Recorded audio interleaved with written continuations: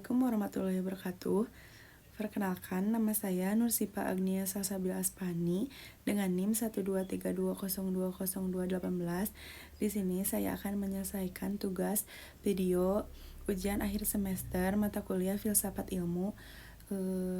Dosen pengampu Bapak Haji Yudi Irfan Daniel MAG. Nah, di sini saya akan membacakan terlebih dahulu pertanyaannya, lalu saya akan jawab langsung. Nah, pertanyaan yang pertama yaitu tuliskan dan jelaskan 3 aspek penting dalam filsafat ilmu yang saudara ketahui. Nah, 3 aspek penting dalam filsafat ilmu itu, yang pertama ada ontologi. Nah, ontologi ini adalah cabang filsafat ilmu yang membahas tentang hakikat atau apa yang dikaji dalam konteks ilmu. Ontologi mempertanyakan realitas yang menjadi objek penyelidikan. Misalkan seperti fisika mempelajari gejala alam, sedangkan sosiologi mengkaji masyarakat. Nah, yang kedua yaitu epistemologi. Epistemologi ini membahas cara atau bagaimana pengetahuan itu diperoleh dan divalidasi. Nah, ini juga menyangkut metode ilmiah, logika, dan kriteria kebenaran. Terus epistemologi juga mempertanyakan bagaimana kita mengetahui sesuatu itu benar, serta bagaimana membedakan pengetahuan ilmiah dari bukan ilmiah gitu. Nah, yang ketiga yaitu aksiologi. Aksiologi ini adalah studi tentang nilai-nilai yang terkait dengan ilmu pengetahuan. Ini juga membahas untuk apa ilmu digunakan dan etika penerapan ilmu. Aksiologi ilmu mengingatkan bahwa ilmu tidak netral nilai sepenuhnya karena penggunaan berdampak pada manusia dan lingkungan gitu ya. Nah, pertanyaan yang kedua yaitu jelaskan secara sistematis upaya manusia dalam mencari pengetahuan ilmiah. Nah, jawabannya yaitu upaya manusia dalam mencari pengetahuan ilmiah umumnya sistematik melalui langkah-langkah berikut. Nah, yang pertama yaitu observasi, yaitu mengamati fenomena secara teliti untuk mengidentifikasi masalah atau pola gitu ya. Yang kedua ini ada perumusan masalah, menyatakan masalah penelitian secara jelas. Nah, yang ketiga ada hipotesis, membuat dugaan sementara berdasarkan teori atau pengetahuan sebelumnya. Nah, yang keempat ada pengumpulan data, melakukan eksperimen, survei, wawancara, atau studi pustaka untuk mendapatkan data. Nah, yang kelima ada analisis data, mengolah data untuk menemukan pola, hubungan, atau jawaban atas masalah.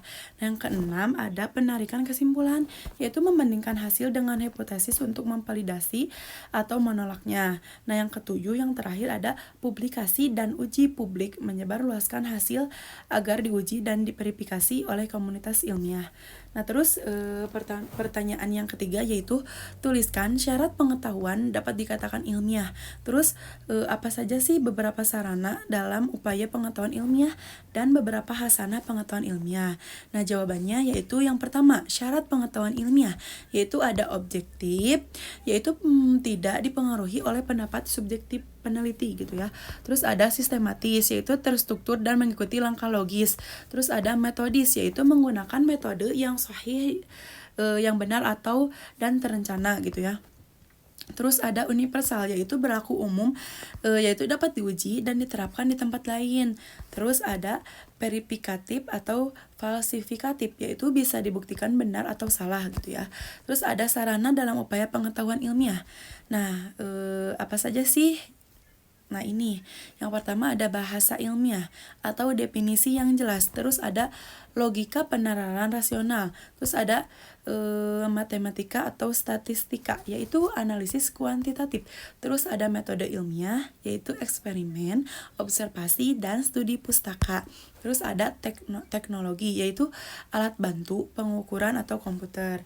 Terus apa saja sih hasanah pengetahuan ilmiah ini? Bisa seperti ilmu alam, yaitu fisika, kimia, biologi. Terus ada ilmu sosial, yaitu sosiologi dan biologi. Terus ada ilmu formal, yaitu matematika dan logika. Terus ada ilmu terapan, yaitu teknik dan kedokteran. Terus ada humaniora, yaitu sejarah, filsafat, sastra, dan seni. Terus pertanyaan yang keempat yaitu, menurut saudara, bagaimana sebaiknya ilmu dikembangkan? Apakah ilmu dikembangkan bebas nilai atau terikat nilai? Kemukakan argumentasi saudara. Nah, jawabannya Jawaban saya, ilmu sebaiknya dikembangkan terikat nilai, bukan bebas nilai. Terus argumentasinya apa? Argumentasinya yaitu etika dan tanggung jawab sosial, yaitu ilmu berpengaruh pada manusia dan lingkungan. Penelitian yang bebas nilai bisa menciptakan teknologi berbahaya seperti senjata, biologis, dan nuklir. Terus ada konsekuensi moral, yaitu pengetahuan tidak netral secara moral dan penerapannya. Contohnya seperti rekayasa genetika atau kecerdasan buatan menimbulkan pertanyaan yang etis gitu ya. Terus ada kemanusiaan sebagai tujuan. Nah, apa sih? Nah, ilmu ini juga seharusnya untuk meningkatkan kesejahteraan manusia, bukan hanya untuk pengetahuan itu sendiri. Nah, nilai-nilai kemanusiaan, keadilan, dan keberlanjutan harus membimbing pengembangannya gitu ya. Terus ada konsep aksiologi ilmu, yaitu sudah mengakui bahwa ilmu memiliki dimensi nilai. Terus dengan demikian juga ilmu perlu dibimbing oleh nilai-nilai etis dan sosial agar hasilnya bermanfaat, aman, dan adil.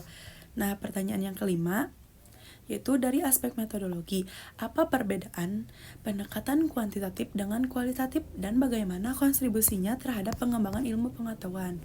Nah, yang pertama yaitu perbedaan metodologisnya, yaitu kuantitatif. Nah, kalau kuantitatif ini yaitu mengukur variabel secara numerik, terus menggunakan statistik. Nah, tujuannya apa? Tujuannya menguji hipotesis, mencari generalisasi. Terus contohnya seperti metode survei dan eksperimen. Terus kalau perbedaan kualitatifnya menggali makna, proses, pengalaman subjektif. Nah, data berupa bisa kata, teks, dan narasi. Terus tujuannya yaitu untuk memahami konteks fenomena secara mendalam. Contoh metodenya seperti wawancara mendalam, observasi partisipan, dan studi kasus.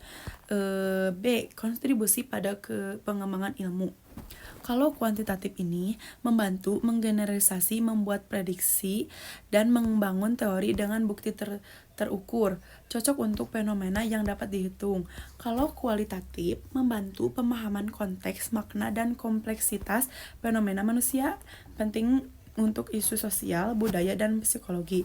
Nah, kombinasi keduanya ini juga menghasilkan pemahaman lebih komprehensif, yaitu data yang kuat secara statistik dan kaya secara makna. Sekian pertanyaan dan jawaban dari saya. Wassalamualaikum warahmatullahi wabarakatuh.